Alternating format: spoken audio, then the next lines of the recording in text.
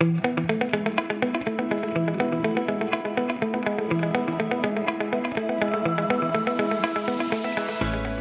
to Bernitsa's Law Podcast, the podcast where we dive into the latest developments in law and regulation.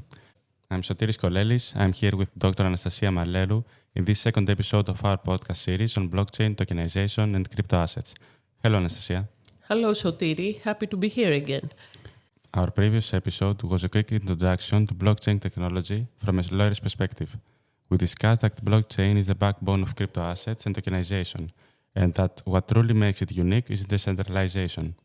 Today, I suggest we analyze this notion in depth to better understand how it affects economic activity and the practice of law. Great. Decentralization is indeed the feature that makes blockchain a disruptive technology, a technology that radically changes or has the potential to change many sectors of business activities and financial transactions. For example, investments and banking, shipping and transportation, energy, and so on. Many of these sectors, banking is an obvious example, are highly intermediated. Blockchain enables them to operate without or with fewer intermediaries. So, are all blockchains decentralized? Do they all work without an intermediary or a central counterparty?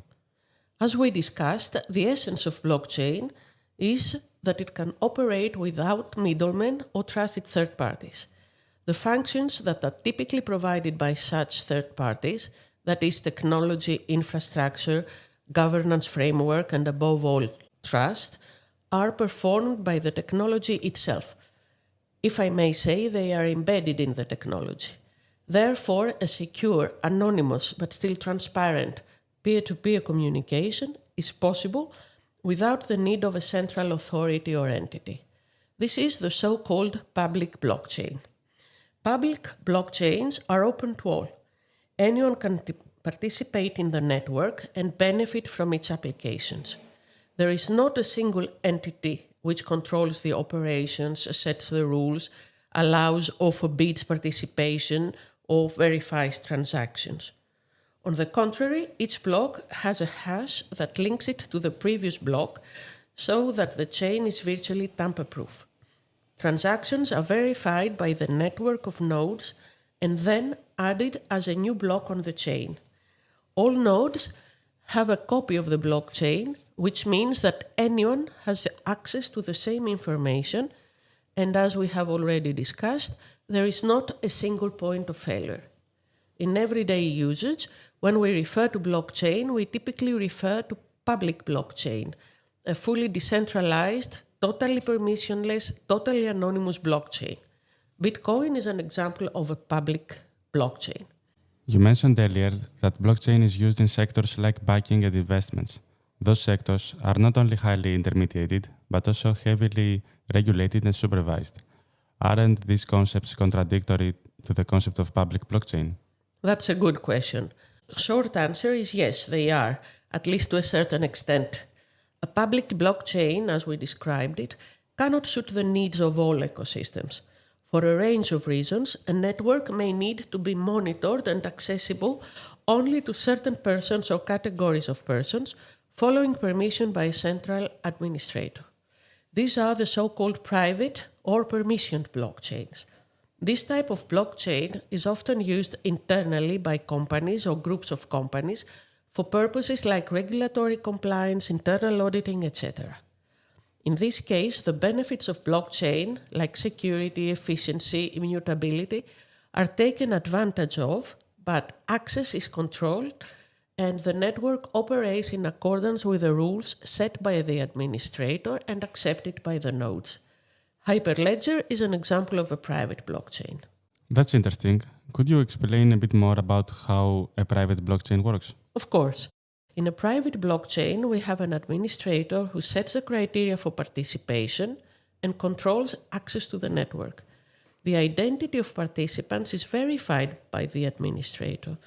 Unlike entries in public blockchains, which once verified cannot be deleted, the operator of a private network may have the right to edit or delete entries. Additionally, as access is restricted and controlled, the information on the chain is only available to this restricted group of participants and of course the identity of the participants is known to the network. Like with public blockchain, security relies on enhanced cryptography. In the case of private networks, however, the risk of malicious attacks being successful is higher as there is only one single point of failure.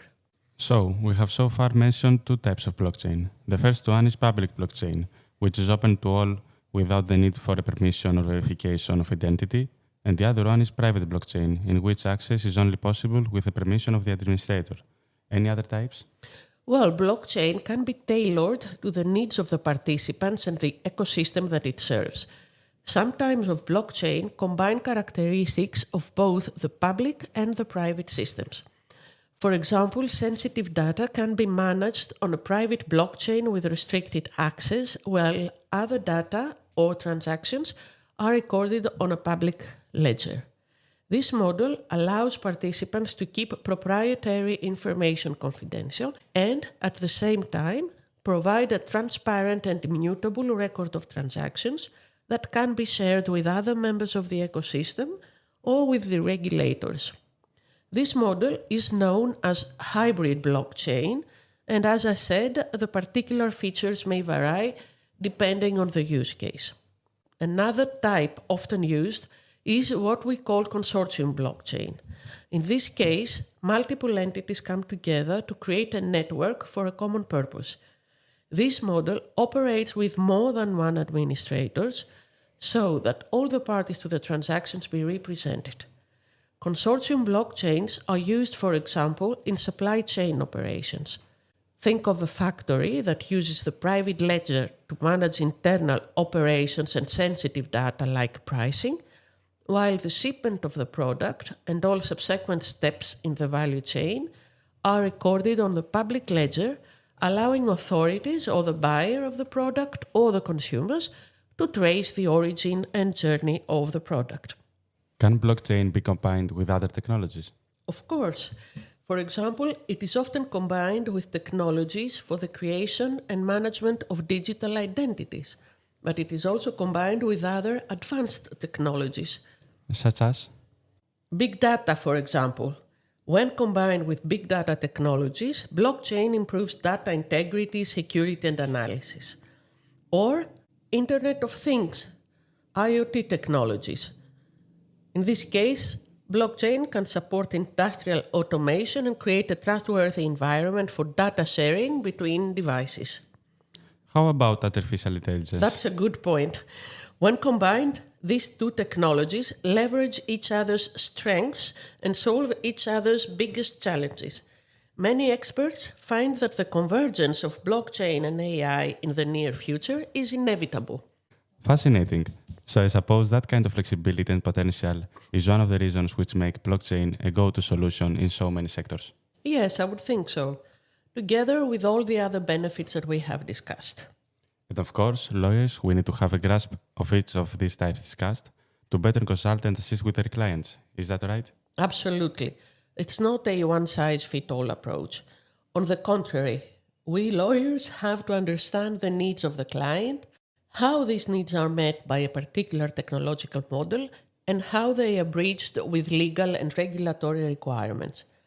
Understanding is also a sine qua non when we advise technological developers, as different legal issues arise in various models and situations. In the next episode, we will dig into many of these issues. Thank you, Anastasia, for the discussion. It's been a pleasure. Thank you all for listening. Stay tuned for our next episode in our series of blockchain, tokenization, and crypto assets. If you would like to find out more information about this matter or any other legal matter you may have, visit www.bernitsaslaw.com or reach out to us directly.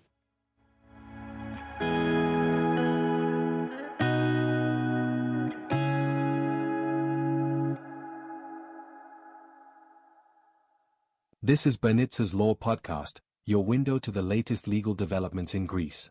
This podcast is intended to provide general information and is not meant to constitute a comprehensive analysis of the matters or to be relied upon as legal advice. It is not meant to create a lawyer-client relationship. Legal and other professional advice should be sought before applying any of the information in this podcast to a specific situation.